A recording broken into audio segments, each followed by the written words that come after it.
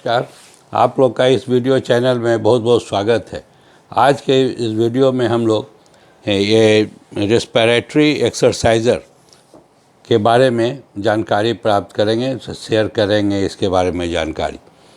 तो इसमें हम लोग पहले जान लेते हैं कि रेस्पिरेशन क्या है, उसके बाद हम लोग मशीन के बारे में बात करेंगे और तब प्रोसीजर कैसे क्या करते हैं इसके बारे में बात करेंगे। तो हम लोग एक पॉइंट वाइज करते हैं बात कि रिस्पिरेशन क्या है। सांस जो हम लोग सांस लेते हैं उसको रिस्पिरेशन कहते हैं।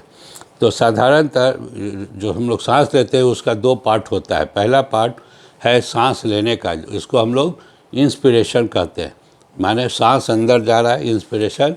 ये लगभग 500 मिलीलीटर एडल्ट मेल में ये रहता है। और जो हम लोग सांस छोड़ते हैं दैट इज़ एक्सपीरेशन, सांस बाहर जो निकलता है वो एक्सपीरेशन है। तो ये भी 500 ml होता है नॉर्मल एडल्ट मेल में। और ये दो पार्ट हुआ, इसको रेस्पिरेशन कहते हैं। और रेस्पिरेटरी रेट 12 से 16 प्रति मिनट होता है। 1 मिनट में 12 से 16 बार हम लोग सांस लेते हैं, तो रेस्पिरेशन हो गया। और एक बार में जो अमाउंट है वो आधा लीटर होता है। इस तरह टोटल लंग कैपेसिटी जो होता है वो 6 लीटर हो जाता है। और हम लोग एक बात है कि हम लोग अपने लंग के हर एक भाग का ठीक से इस्तेमाल नहीं करते हैं। लंग का जो टिश्यू रहता है, लंग का जो मेन फंक्शनल यूनिट है वो उसका नाम है एल्वियोलाई। तो सभी एल्वियोलाई जो है वो खुला हुआ नहीं रहता है, माने का फंक्शनल नहीं रहता है। बहुत सारा जो एल्वियोलाई है कोलैप्स किया हुआ रहता है, बंद रहता है। इस तरह हम लोग को जो हम लोग ब्रेथ एक्सरसाइज करते हैं, जो भी एक्सरसाइज करते हैं उसमें बंद एल्वियोलाई जो है वो खुल जाता है और काम करना शुरू करता है। इसीलिए ब्रेथ एक्सरसाइज मैंने किया जाता है। ब्रेथ एक्सरसाइज में क्या है, डीप ब्रीदिंग होता है। पूरा सांस लेते हैं, उसके बाद उसको थोड़ा देर रोकते हैं और तब छोड़ते हैं। जैसे हम यहाँ बैठे हुए हैं तो पूरा सांस लेंगे, जैसा कि आपने देखा पूरा सांस लिया।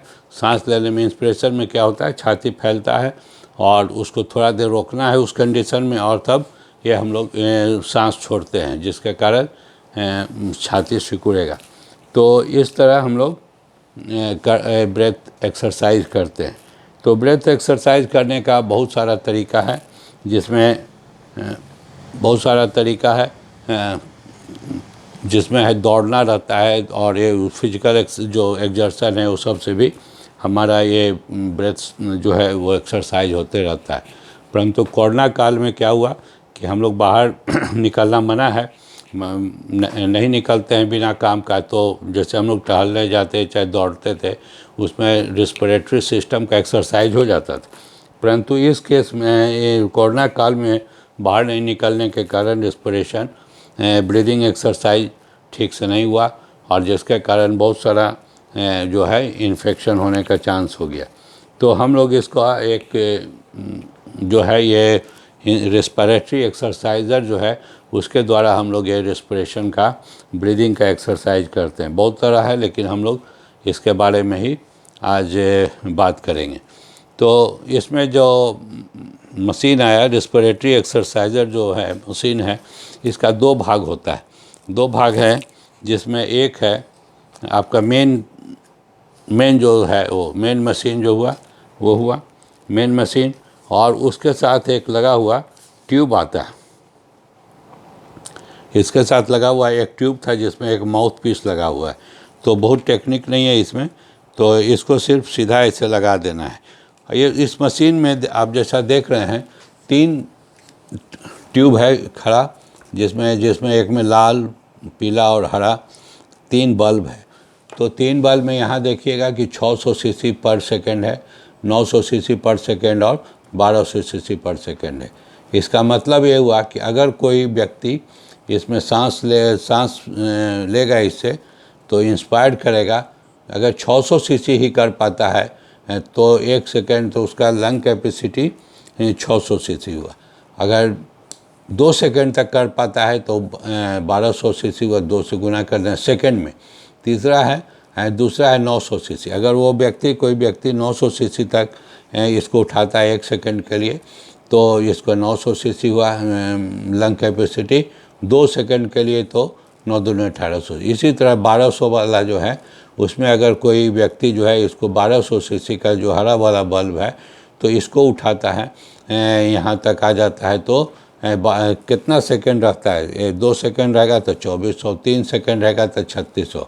इसमें यह है कि जब पीला वाला यदि उठ जाता है तो उसके साथ साथ लाल वाला भी रहेगा उठा हुआ, और हरा वाला जब रहेगा तो लाल, पीला और हरा तीनों उठा हुआ रहेगा। और लंग कैपेसिटी हुआ 12 गुने 1200 गुने 3 लग 3600 सीसी जो है उसका लंग कैपेसिटी होगा। तो यही इसका यही है। इसमें हम लोग को फूंक के कंटिन्यू करना है कि जिसमें कि बल्ब जो है ऊपर की ओर रहे। तो ये हुआ मशीन के बारे में। उसी तरह इससे हम लोग एक्सप्रेशन भी निकालते हैं। तो हम लोग अब शुरू करते हैं। तो अब शुरू हम लोग करते हैं अपना प्रैक्टिकल। प्रोसीजर क्या है, प्रोसीजर कैसे करेंगे ये जानकारी लेना होगा।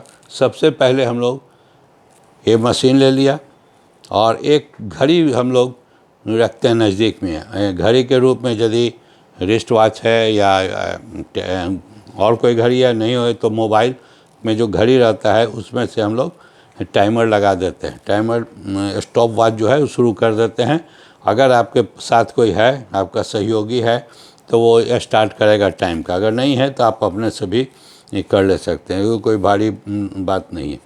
तो हम लोग ये सामान सेट कर लिया। अब इसको क्या है कि हम इसको अपने लेबल में रखेंगे, है ना। अपने हम लोग लेबल में, ये हम लोग का मोबाइल है, इसमें हम लोग टाइम फिक्स कर लेते हैं। तो अब हम लोग इसमें करेंगे, खींचेंगे, इंस्पायर करेंगे, माने हवा को अंदर लाएंगे। हवा को अंदर लाने में तो हम लोग शुरू करते हैं प्रैक्टिकल। इसके पहले क्या है कि सीधा बैठ जाएंगे, कंधा को सीधा रखना है, छाती सीधा रखना है, और अब जो है ये मशीन को ऊपर रखेंगे और मैं अपने लेवल में रखेंगे और इसमें हम लोग सांस लेना शुरू करते हैं। टाइम जब शुरू हो जाएगा तो हम लोग इसको टाइमर को स्टार्ट करेंगे।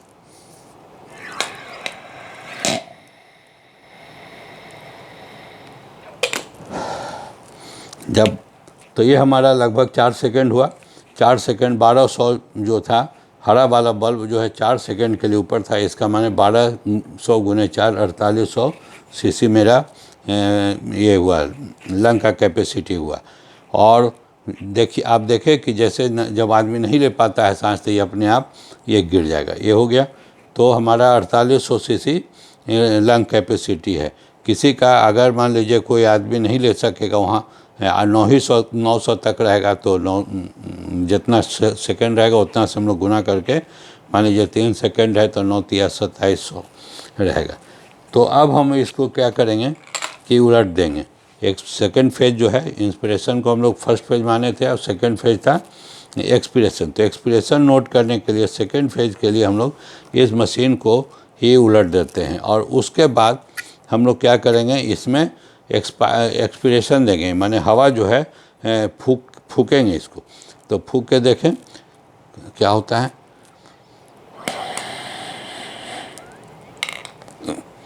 तो ये जो फूकने में है, पीला वाला जो जैसे था, पीला वाला हमसे 3 सेकंड तक ऊपर रहा।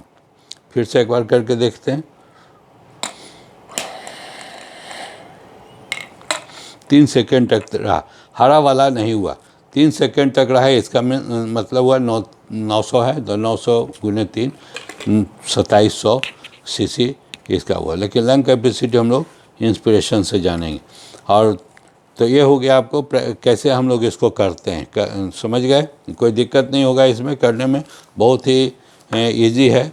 और ये मशीन भी बहुत कीमती नहीं है, तो और फ्रेंडली भी है, बहुत आराम से ये हो जाएगा।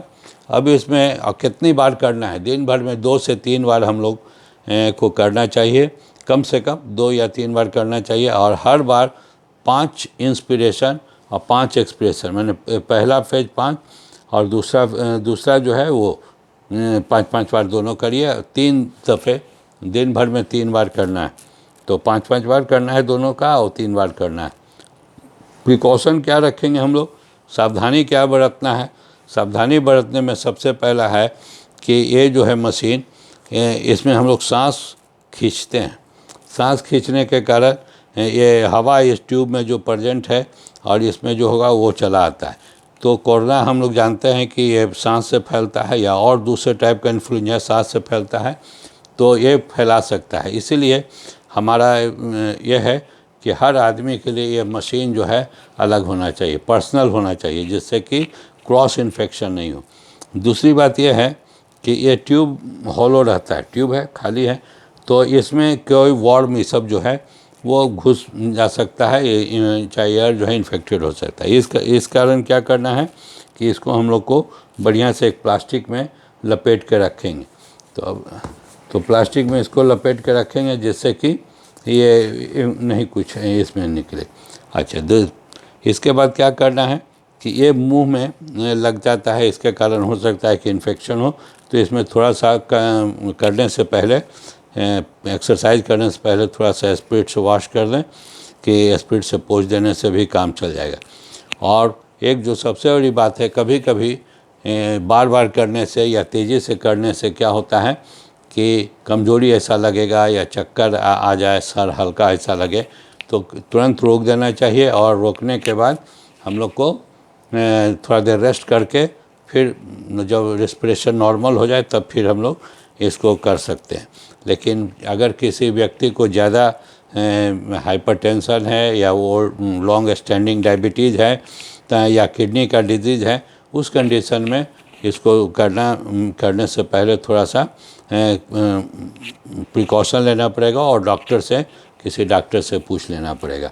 तो ये है कि बहुत, आप देख रहे हैं कि बहुत डिलिकेट है मशीन है, तो इसीलिए इसका रख रखाव में तो ज़्यादा कुछ है नहीं, लेकिन इसको ठीक से रखना पड़ेगा जिससे ये टूट नहीं जाए।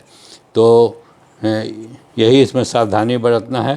तो हम लोग को अब करना क्या है कि हम लोग को ये डेली पल्मोनरी जो रिहेबिलिटेशन कहेंगे या एक्सरसाइज जो है करने का डेली एक आदत बना देंगे, जिससे कि हमारा जो लंग का कैपेसिटी धीरे धीरे बढ़े और लॉन्ग स्टैंडिंग में कुछ दिन करते रहने के बाद इम्प्रूवमेंट दिखाई पड़ेगा। डॉक्टर से सलाह ले लेना चाहिए, लेकिन दवाई के साथ साथ ये बहुत ज़रूरी है, इसको करना बहुत ज़रूरी है। तो हम लोग को अभी या बाद में भी इसको करते रहना है, जिससे कि हमारा लंग ठीक रहे, ऑक्सीजन का मात्रा हमारे शरीर में प्रॉपर मिले। तो फिर अगले वीडियो में हम लोग बात करेंगे। तब तक के लिए कोरोना अभी गया नहीं है, कमज़ोर हुआ है, लेकिन हम लोग को सब प्रिकॉशन लेना है, जैसे मास्क लगाना है, सोशल डिस्टेंसिंग मेंटेन करना है, बिना बहुत ज़रूर काम नहीं रहे तो बाहर नहीं निकलना है, और इस हाथ बार बार धोइए। और तब तक के लिए सुरक्षित रहिए। फिर हम लोग अगले वीडियो में मिलेंगे। नमस्कार।